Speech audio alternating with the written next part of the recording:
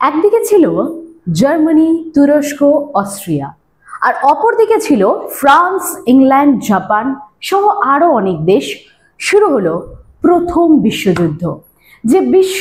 যে যুদ্ধ বলা যেতে পারে বিশ্বের ইতিহাসে বোধহয় সব থেকে প্রথম এমন একটা ভয়ঙ্কর যুদ্ধ যেখানে কিন্তু বহু মানুষের প্রাণ গিয়েছিল। এবং এই যে যুদ্ধটা সেটা শুরু হয়েছিল যদিও ইউরোপে, সেটা কিন্তু ধীরে ধীরে মধ্যপ্রাচ্যে মানে মিডল ইস্ট, ইরাক, ইরান, তুরস্ক এই সমস্ত জায়গাতেও কিন্তু ভয়ঙ্কর ভাবে ছড়িয়ে পড়েছিল, যেখানে শেষ পর্যন্ত জার্মানিকে করতে হয়েছিল আত্মসমর্পণ। এবং যেই মুহূর্তে জার্মানি এই যুদ্ধ থামানোর জন্য আত্মসমর্পণ করেছিল, সেই সময় শুরু হয়েছিল জার্মানির বিরুদ্ধে বা জার্মানিকে কোণঠাসা করার জন্য একটা ভয়ঙ্কর ষড়যন্ত্র। আর কি সেই ষড়যন্ত্র, সেটাই আজকে আমরা জানবো, যেখান থেকে দ্বিতীয় বিশ্বযুদ্ধের উৎপত্তি হয়েছিল। সো হ্যালো, আমার নাম শিপ্রা। মিনসি একাডেমিতে তোমাদের সকলকে স্বাগত জানাই। আশা করি তোমরা সবাই খুব খুব ভালো আছো। মিনসি একাডেমি এমন একটা প্ল্যাটফর্ম যেখানে কিন্তু ভিডিওস, হাই কোয়ালিটি ইমেজেস এর সাথে কিন্তু 3D অ্যানিমেশনের মাধ্যমে যে কোনো বিষয়কে খুবই সহজে বুঝিয়ে দেওয়া হয়। দেখো, এই টপিকটাও কিন্তু আমি খুব সহজে তোমাদেরকে বুঝিয়ে দেব।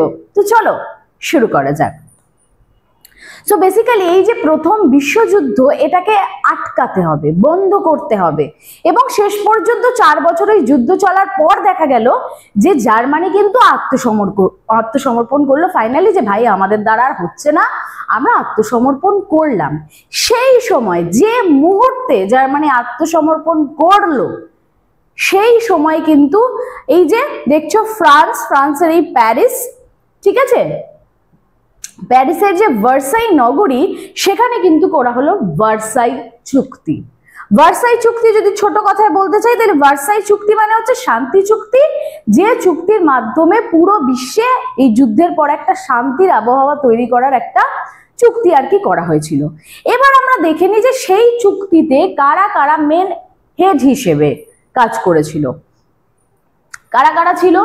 উইড্রো উইলসন, লয়েড জর্জ, ক্লেমসো এবং প্রধানমন্ত্রী অরল্যান্ডো। এখানে একটা জিনিস লক্ষ্য করো, বিশ্বে কি 4টেই দেশ মোটে? না, কিন্তু এই 4টে দেশই প্রধান হয়ে আগে এলো যে হ্যাঁ আমরা চুক্তিতে আসতে চাই, তোমরা আত্মসমর্পণ করেছো, আমরা চুক্তিতে আসতে চাই। কেন? এর পেছনে কিন্তু লুকিয়ে ছিল একটা গভীর ষড়যন্ত্র। কিরকম? যেখানে এই যে সন্ধিটা, এর পেছনে তাদের মূল উদ্দেশ্য কি ছিল? কাদের কাদের? বেসিক্যালি দেখে নাও, আমেরিকা, ফ্রান্স, ইটালি এবং ইংল্যান্ড। এদের মূল উদ্দেশ্যই ছিল যে জার্মানিকে পুরো আষ্টে পৃষ্ঠে বেঁধে ফেলা, যে ভাই যুদ্ধ হয়েছে, তুই আত্মসমর্পণ করেছিস, তো হার স্বীকার করে নিয়েছিস, এবার তোর কি হাল করব দেখে নে। এবং সেই সময় দেখা গেল যে প্রায় 660 কোটি পাউন্ডের বিপুল ক্ষতিপূরণ তাদের উপর চাপিয়ে দেওয়া হলো। দেখবে, ধরো তুমি কোনো একটা মল থেকে একটা কিছু শু বা একটা জামা কিনলে, তো তখন কি হয় যে সেটা যদি খারাপ হয় আমরা এক্সচেঞ্জ করাই, টাকা নিই বা অন্য কিছু চেঞ্জ করি। এবং অনেক বড় বড় কোম্পানিতে ধরো কোনো একটা শ্রমিকের কিছু হলো, তার ক্ষতিপূরণ স্বরূপ কিছু টাকা পয়সা দেওয়া হয়, রাইট? তো এইটাই হচ্ছে ব্যাপার। এই যে যুদ্ধ হলো, যুদ্ধ তো কখনো নতুন কিছু তৈরি করতে পারে না, বরং ক্ষতি করে। ক্ষতি তো সব দেশেরই হয়েছিল, কিন্তু ক্ষতি কি জার্মানির হয়নি? জার্মানিরও হয়েছিল। কিন্তু এই সব দেশগুলো একজোট হয়ে কি করলো? জার্মানিকে কোণঠাসা করে বললো যত ক্ষতি হয়েছে সব ক্ষতিপূরণ দেবে তোমরা।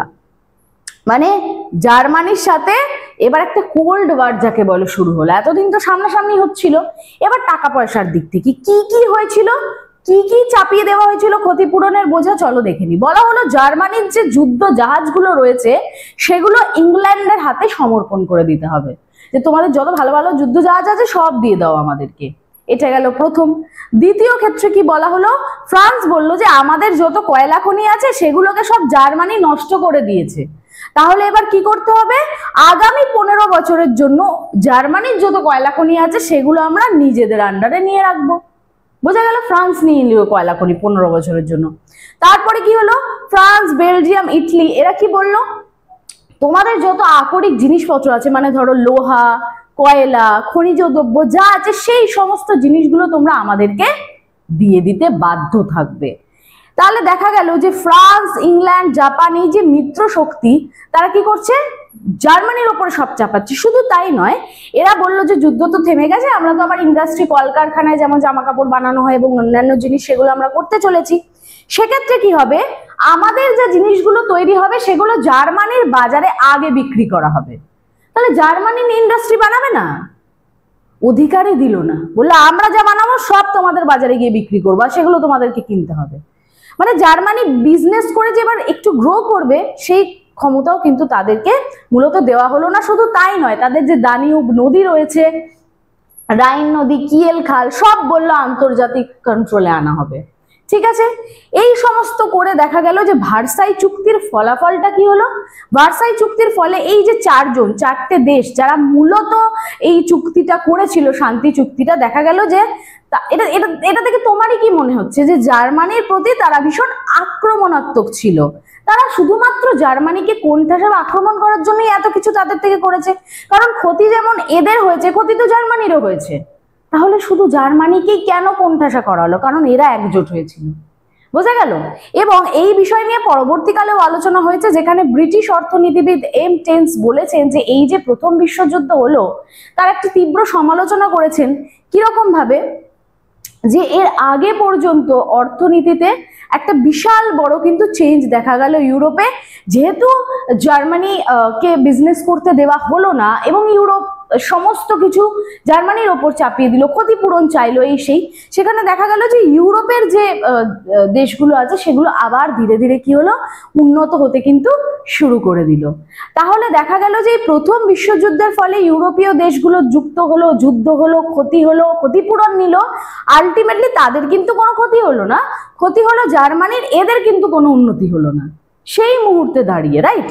এবং ধীরে ধীরে দেখা গেল কি, মুদ্রা কথা, যে জার্মান যে তাদের ওপর প্রচুর টাকার একটা বোঝা চাপিয়ে দেওয়া হয়েছিল যে তোমাদেরকে দিতেই হবে, এবং এই অত্যাচার বহু বছর ধরে চলেছে। লোকের সামনে আমি দেখালাম ভার্সাই চুক্তি করে সব শান্তি চুক্তি বন্ধ, কিন্তু যে হারে সেই সময় জার্মানির ওপর অত্যাচার করা হয়েছিল সেটা কিন্তু খুবই বাজে ব্যাপার ছিল। এবং দেখা গেল পরবর্তীকালে হিটলারের নাম তোমরা সকলেই শুনেছো, ইনি যে খুব ভালো মানুষ ছিলেন সেটা আমি বলবো না, কিন্তু ইনি জার্মানির সাথে হওয়া যে অত্যাচার যেটা হয়েছিল সেই সময় প্রথম বিশ্বযুদ্ধের, সেটার তিনি একটা বদলা নিতে চেয়েছিলেন এবং ইচ্ছে করে, যেখানে সবাই শান্তি চাইছে সেখানে কিন্তু দ্বিতীয় বিশ্বযুদ্ধ ইচ্ছে করেই বলা যায় হিটলার কিন্তু শুরু করলেন। সেই গল্পও শুনবো একদিন। তাহলে আশা করি বুঝতে পেরেছো যে ফার্স্ট ওয়ার্ল্ড ওয়ারের পরে জার্মানিকে কিভাবে আসলে সকলে মিলে কোণঠাসা করেছিল। দেখো বিষয়টা কত সহজভাবে তোমাদেরকে বুঝিয়ে দিলাম না? এই রকমই আরো ভিডিও পাওয়ার জন্য তোমরা যদি ভিডিওটা ইউটিউবে দেখছো তাহলে সাবস্ক্রাইব করে নাও, যদি ফেসবুকে দেখছো তাহলে ফলো করে নাও, কারণ এখানে শুধু আমরা পড়ি না, আমরা অনেক কিছু শিখতে পারি। চলো দেখা হচ্ছে এরকমই কোনো একটা ইন্টারেস্টিং ভিডিও নিয়ে, ততক্ষণের জন্য টাটা।